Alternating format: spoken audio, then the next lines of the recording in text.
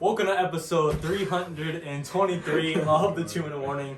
Today we're looking at Joe Burrow and the Cincinnati Bengals as a whole and how they could rebuild heading into this 2021 NFL offseason. They got some cap space for free agency and they got some picks for the NFL draft.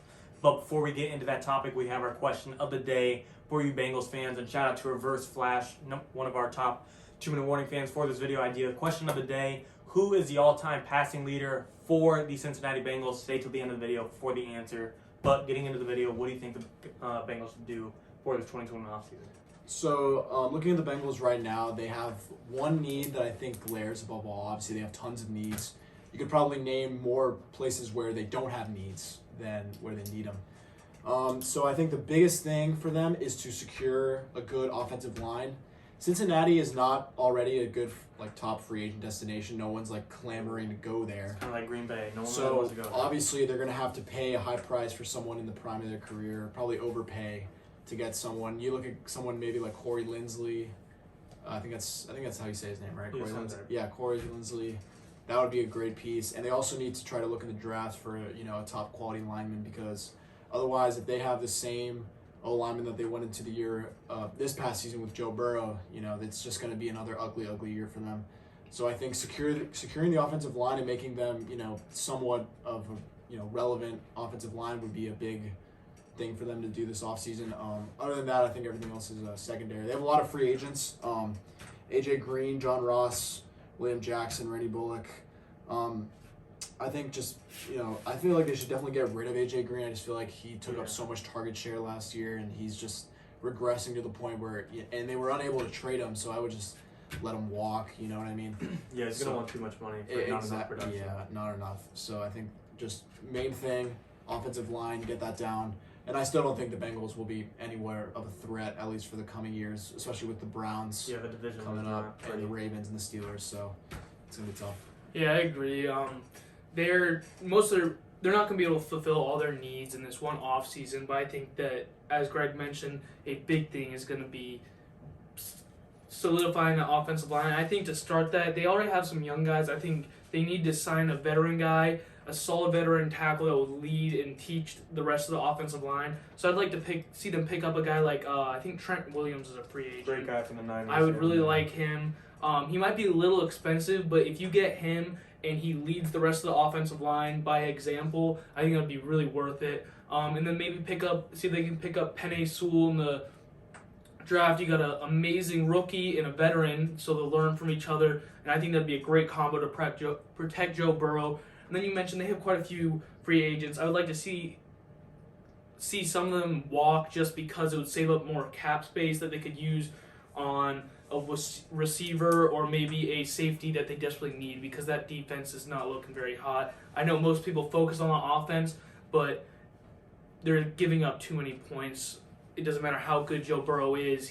Sometimes he won't be able to overcome that deficit. So I'd like to see them get a solid veteran cornerback or safety. Yeah, to me, if the Bengals are in the draft and at the number 5 overall pick, if it's their turn and Penei Sewell's on the board, 100% take him. But if he's not, you're still number 5 overall. To me, you take the best player on the board, and more likely than not, I think Jamar Chase will still be around, and him having great chemistry with Joe Burrow will be a huge upgrade for that Bengals receiving core. Is it their top priority? No. They have Tyler Boyd and T. Higgins, who's a great rookie this year, so they're not going after the necessity if they pick up Jamar Chase, but just him knowing Joe Burrow, them being teammates, them playing well together, maybe be able to put up some numbers on future teams in the NFL would be a great upgrade for the Bengals. I don't think it's their top need, like I said, but if it's available, I don't think you can pass it up.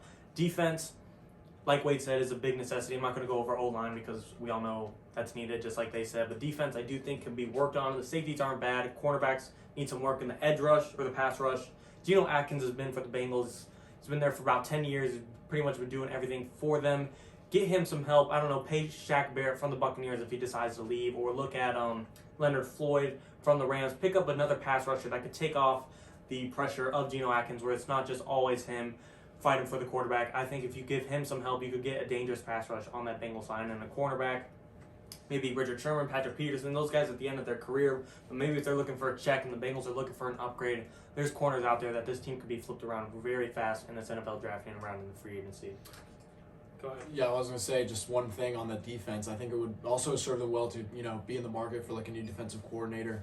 Maybe look for a guy from that Sean McVay tree where they hired Zach Taylor from. Just something.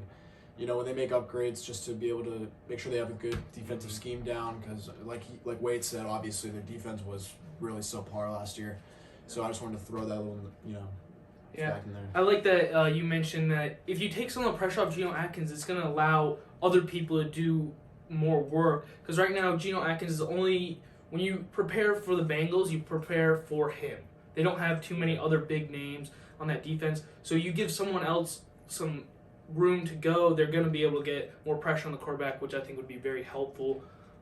So I like all those guys you said personally. Yeah, a lot of is also in contingency. No matter who they get, they still have to hope Joe Burrow's the same type of quarterback when he comes back. I assume he'll be fine, but that injury, no matter what, no matter how many ACL recoveries we've seen amongst other players, every single one is different, and I hope Joe Burrow the best, but there's still some possibility he's not the same after this. Mm-hmm. Yeah, I mean, I think he'll be on track. But biggest need, definitely. But I think it'll definitely be a few years before the Bengals get anywhere. I think 1 year is not enough to overcome. Especially in that tough division. Yeah, even the Steelers, I don't think there'll be a problem in 2-3 years. But as long as Big Ben's there, it'll still be an issue for now. It might only be one more season, but still, as of right now, I do think the Bengals will probably finish fourth again in that AFC North. Yep. For the question of the day, the all-time passing leader for the Cincinnati Bengals is Ken Anderson. Number 2 was Andy Dalton. Thanks for watching, guys. 2 in the morning. Thank you.